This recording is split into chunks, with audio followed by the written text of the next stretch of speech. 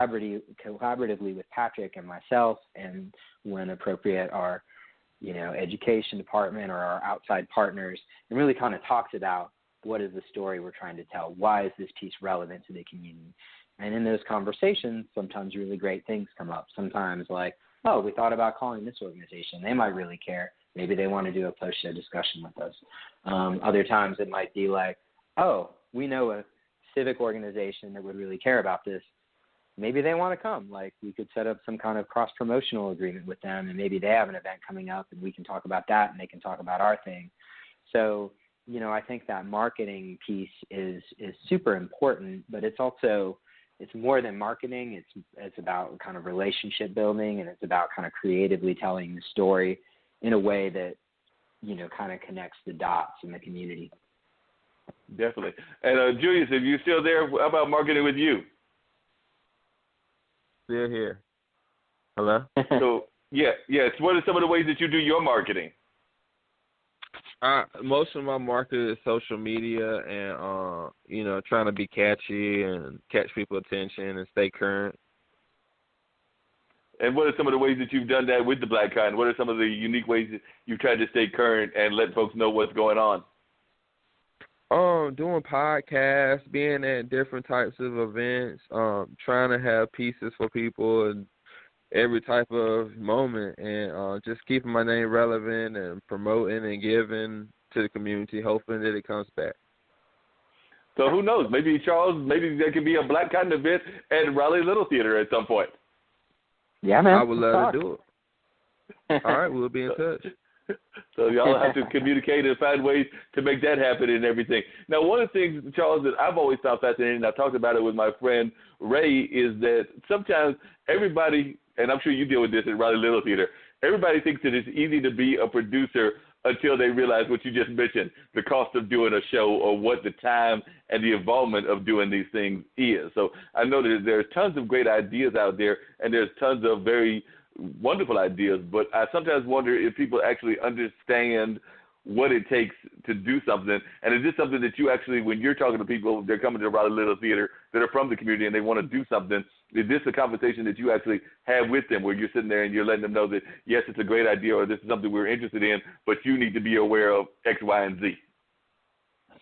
Right. Yeah. Well, one of the times I got a chance to work on that was at the Capitol Fringe Festival in D.C., and that's a really fun organization. I think Fringe festivals are great examples of places where people can try out producing and see if they like it and, see what kind of works for them. But, my main advice to people, if they want to do shows with us or if they want to do shows in other places is just, develop a strong team, because there's almost always more work than one person can do. So, how do you have a team, and, what can you, how do you put together people who can do the things that maybe you don't love doing or maybe you're not as good at, and how do you really focus on the things that you're passionate about with the project? So, that's a little bit different for everybody, but, I think like anybody can do it. It's just, trying to find the right people to help you and try to find enough resources. And, there's other events like in the Triangle, I think, that are really good opportunities to try that, like SparkCon, I think. SparkCon isn't really like anything that exists anywhere else that I've lived, but it is a little bit like a Fringe festival. And if you have like a great idea, you can kind of make it happen at SparkCon. They'll let you put on like fill in the blank con, like one of my favorite ones is, that I went to a couple of years ago is like, what's it called? It's called like Swear Con. And it's all like, just like a celebration of like using dirty words. And they'll just do like fun events. Like the year I went, they did like an NCAA style tournament to determine the best swear words. And it was super fun. Like they had people like do sketches and do different skits. And I think there's just lots of opportunities to, to kind of make your own thing happen, through events like SparkCon or other kind of community events. And, through doing stuff like that, you kind of learn what it is that you enjoy about producing and kind of how you need help to build out your team to make it happen. Now, which square word won the tournament? That's what I'm curious about. You said it was done as a tournament. Yeah, not safe for work. So I'll tell you next time I see you. How's that? Okay, you can tell me next time you see me, or just to let folks know, you can give us a letter, and they can try to figure it out. What was it? The F? They had a whole bracket that was compound squares, and it was one of the compound squares. And I think it was like one of a couple different things. So I don't want to be on the record saying the wrong one, but we can get the answer for that. And it was more just fun, like the process of hearing people, do like readings from the Urban Dictionary or different stuff like that. Yeah, I'm sure that was totally off guard and everything. Now, one thing, just to change topics a little bit, that people do not know about you, but I know about you, is that you are also a musician, because you have performed. I understand we just had a major holiday. I don't know if you performed this year for it, but, one of the holidays that happens during, I guess it's the month of March, is St. Pat's Day. Everybody gets into their green and the celebration of their Italian and things of that nature. And I know one time I saw you at a St. Pat's Day festival, and you were playing one of those instruments. So do you still play? Yeah. Yeah, I do play from time to time. I sub with the North Carolina Symphony a few times a year. I'm going to play with them. Well, actually, I don't think I have any more dates with them, but I just played with them a few weeks ago. Sometimes I play with a kind of a free jazz group called the Poly Orchard. We normally play sometimes we play at the Carrick. We've got a gig coming up at Arcana in a few weeks. That's run by a bass player out of Durham named David Menestrez. And then I'll just, I don't know, I've sat in with other groups. Oh, I'm also playing at Sharp Nine Gallery in early April with a guy out of D.C. named Brad Lindy. And we're playing the music of Jeff Lederer, who's a saxophone player, and so I'll probably play a gig every maybe 4 to 6 weeks, and it's just kind of a fun thing. I enjoy doing. I'm not a great saxophone player. I'm a solid saxophone player. I can read some music. I'm not going to play a solo that blows your mind, but I really do enjoy playing music, and I love getting to do stuff like that. And it's not just the saxophone that you play. If I remember correctly, it was also one of the, I don't want to call them fringe instruments, but it's like another instrument that is more of a, for lack of a better term, ethnically proud instrument that I have also known you to play as well. I think that's where I saw you playing during the St. Pat's Day parade, maybe 4 or 5 years ago. Yeah, maybe I brought a clarinet.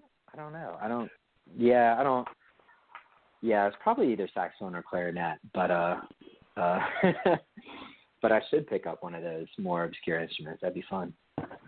Yeah, you might have to do that at some point. Now, in terms of education and things of that nature, how do you think that we're doing in terms of arts and letting folks be taught about the arts in education? That's something we talked about on this show a number of times, and our theory is that the school systems are not doing that good of a job, and that they should do a much better job in terms of encouraging our kids to understand the power of the arts and how arts is important, even in critical thinking and even in being able to have people understand what's going on around the world around them. But you, as an arts administrator, and also an artist yourself, I was just wondering, what do you think about this conversation, and how is the school system doing in terms of training our youth in terms of understanding art, both as an appreciation of art, but also teaching about art as a performance ability as well?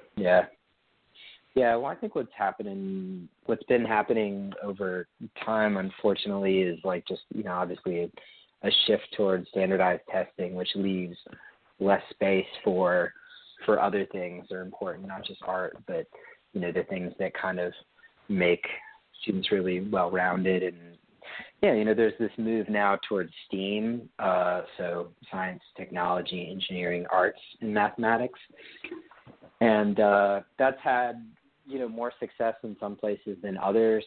There's been a bill that's been introduced to the North Carolina legislature about having an arts education requirement for kids to graduate from high school in North Carolina, and it's been written so as to be a budget neutral bill that would basically just from my understanding of it, it would just require kids to take an elective at some point. So it's a pretty modest proposal. If anything, it's maybe just very, just like let's have a little something. But I think it's a long-term issue, and I think what's happening is that nonprofits are trying to fill the gap in providing arts, and it just relies on organizations like Black Cotton, like Raleigh Little Theater, like all kinds, being outsourced in a way, and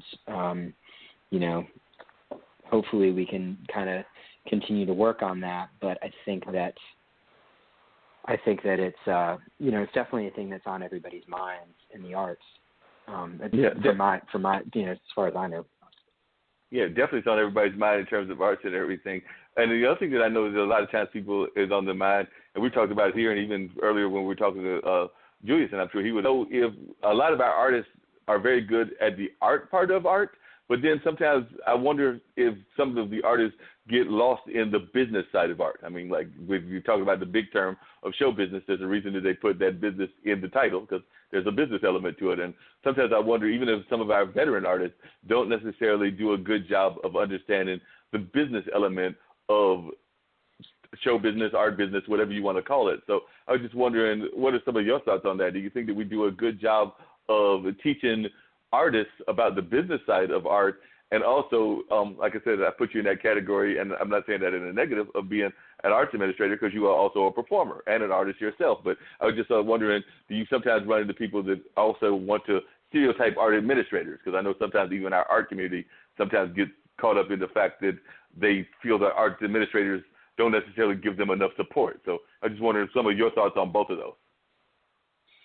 Yeah, well, I think it's really smart for artists to think it has a really, I don't know if this is still the case, but I had a friend who graduated from there a few years ago as a music major and told me that to graduate from Indiana, you had to get a minor in something other than music. So it forced everybody to think about something that they wanted to know about.